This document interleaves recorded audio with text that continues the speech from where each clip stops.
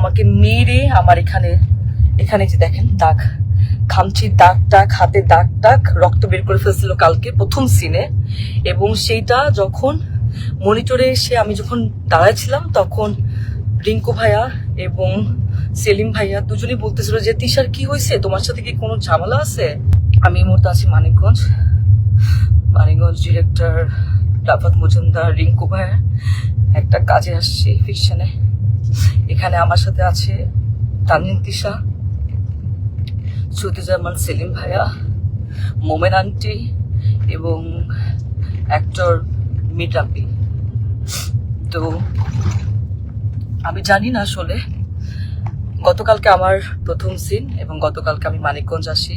এসে আমি তানজিন তিশা আপুর জন্য আমি খুব সুন্দর ঢাকা থেকে গিফট নিয়ে আসছিলাম যে আমি তানজিন তিশা আপুকে গিফটগুলো দিব, কারণ আপু এত সিনিয়র, আপু একটা ফিল্ম করতেছে, আপুকে উইশেসের জন্য আমি আপুকে আসলে গিফটটা দিই, কিন্তু আপু গিফটটা নেয় না এবং সে গিফট অ্যাকসেপ্টও করে না এবং সেখানে সবাই ছিল, সবাই দেখছেও। তো আমি কিছু বলি না যে উনি হয়তো গিফট নেয় নাই, ঠিক আছে মেনে নিচ্ছি। তো আমার প্রথম সিনে আমি যখন শুরু করছি তখন সেখানে প্রথম সিনে উনি আমাকে, সিনের মধ্যে ছিল না, উনি আমাকে মেরে আমার এখানে যে দেখেন দাগ, খামচির দাগ টাগ, হাতে দাগ টাগ, রক্ত বের করে ফেলছিল কালকে প্রথম সিনে। এবং সেইটা যখন মনিটরে এসে আমি যখন দাঁড়াইছিলাম তখন রিঙ্কু ভাইয়া এবং সেলিম ভাইয়া দুজনেই বলতেছিল যে তিশার কি হয়েছে, তোমার সাথে কি কোনো ঝামেলা আছে? আগে ও তোমাকে এভাবে মারলো কেন বা কি আসে বিষয়? আমি তখন আসলে এক পর্যায়ে আসলে আমি বলেই দিছিলাম যে হ্যাঁ, এর আগে আমি যখন আসলে নাটকে মুশফিকুর ফারহানের সাথে কাজ করতাম অ্যাজ এ কো আর্টিস্ট হিসেবে, তখন তিশা আপু আমাকে এরকম ফোন দিয়ে থ্রেট দিছিল যে হ্যাঁ ফারহানের সাথে কাজ করতে পারবা না। আমাকে না, আরো অনেককে আসলে এরকম উনি ফোন দিয়ে থ্রেট দিছিল যে পায়েলকেও, কেয়া পায়েল, তারপর আরো অনেককে এরকম ফোন দিয়ে উনি থ্রেট দিছে যে কাজ করা যাবে না।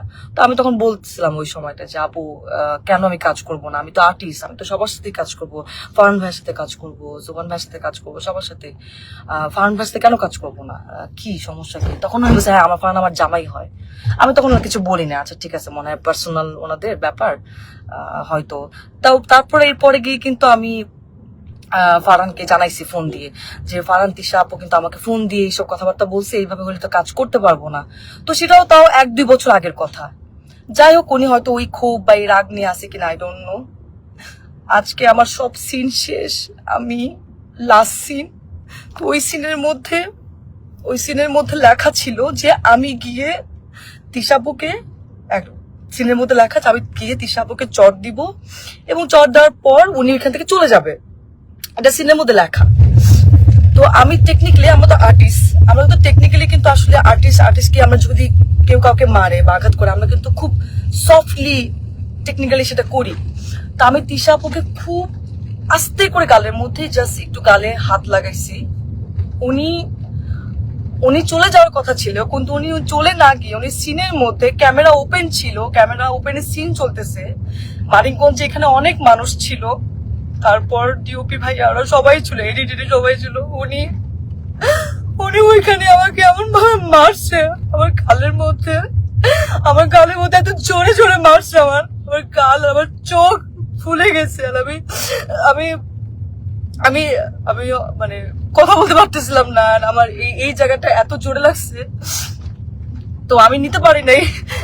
এন্ড উনি এটা ইন্টেনশনালি করছে এবং করার পর আমি বললাম যে আপু এটা কি করলেন, আপনি কেন মারলেন আমাকে, আপনার তো এটা সিনে ছিল না। এন্ড উনি আমাকে যা তা গালাগালি শুরু করছে। উনি জানি না আসলে উনি কিছু খাইছে কিনা, কারণ উনি গতকালকেও খুব উইয়ার্ড আচরণ করছে। গতকালকে উনি এরকম 40 মিনিট 50 মিনিট এরকম বাথরুমের মধ্যে আটকা থাকতো, কি খায় না খায় আমরা জানি না, মানে গায়ে থেকে গন্ধ আসে এন্ড কেমন যেন পাগলের মতো অ্যাটিটিউড করতেছে। এখন উনি কি নেশা করছে কি নেশা করে না সেটাও আমি জানি না, কিন্তু কেমন যেন পাগলামির মতো আচরণ করছে এন্ড এটা সবাই দেখতেছে। তো উনি আমাকে চড় মারার পর আমি বললাম যে আপু আপনি এটা কি করলেন, আপনি কেন মারলেন আমাকে এভাবে, সবাই তো দেখছে।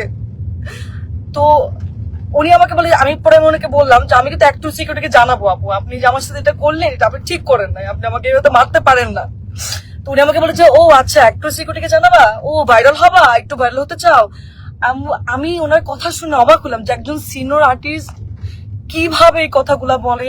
এন্ড উনি এত বছর ধরে কাজ করছে ইন্ডাস্ট্রিতে, উনি আরো আমাকে গাইড করবে, উনি আমাকে আরো হচ্ছে হেল্প করবে, কিন্তু উনি যদি উল্টা আমাকে এইভাবে নেগলেক্ট করে কথা বলে, তাহলে আমি আমি আমি আর্টিস্ট হই, আমি কিভাবে ওনার সাথে কাজ করব, কিভাবে করব বলেন।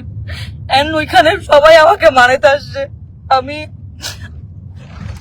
সবাই দেখতেছে যে উনি আমার সাথে কারো ব্যবহার করতেছে, আপনারা আমাকে কি মানাবেন?